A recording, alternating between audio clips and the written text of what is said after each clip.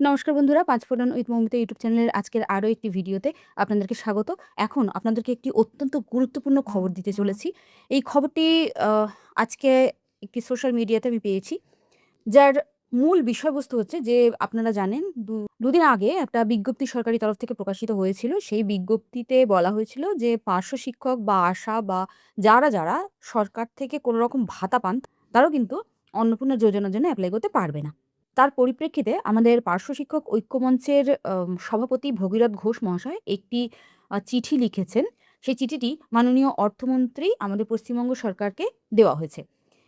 তার বিষয়বস্তু হচ্ছে পার্শ্ব শিক্ষিকা এবং পার্শ্ব শিক্ষক পরিবারের মহিলারা যেন অন্নপূর্ণা যোজনার আওতায় আসতে পারে বা সেই সুবিধাটা যাতে পেতে পারে, তার জন্য একটি আবেদন।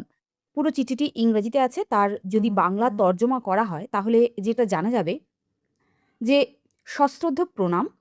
রাজ্যের সকল পার্শ্ব শিক্ষকদের পক্ষ থেকে আমি আপনার কাছে এই বিনীত আবেদনটি পেশ করছি।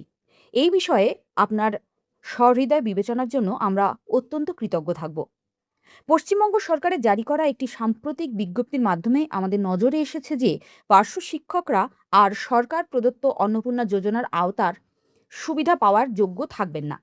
তবে বাস্তবে দেখা যাচ্ছে যে প্রশাসন শুধু পার্শ্ব শিক্ষকদেরই নয়, তাদের পরিবারের অন্য কোনো মহিলা সদস্য তাদেরকেও কিন্তু এই প্রকল্পের আওতা থেকে বাদ দিয়েছে, এবং সেই কারণে এই বিষয়টি যেন পুনর্বিবেচনা করা হয় তারই একটি অনুরোধ ভগীরথবাবু জানিয়েছেন আমাদের অর্থমন্ত্রীকে।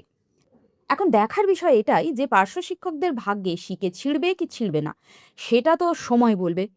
এখনকার মতো ভিডিওটি এই পর্যন্ত। ভালো লাগলে লাইক, শেয়ার, সাবস্ক্রাইব এবং হাইপ করে পাশে থাকবেন। সবাইকে ধন্যবাদ।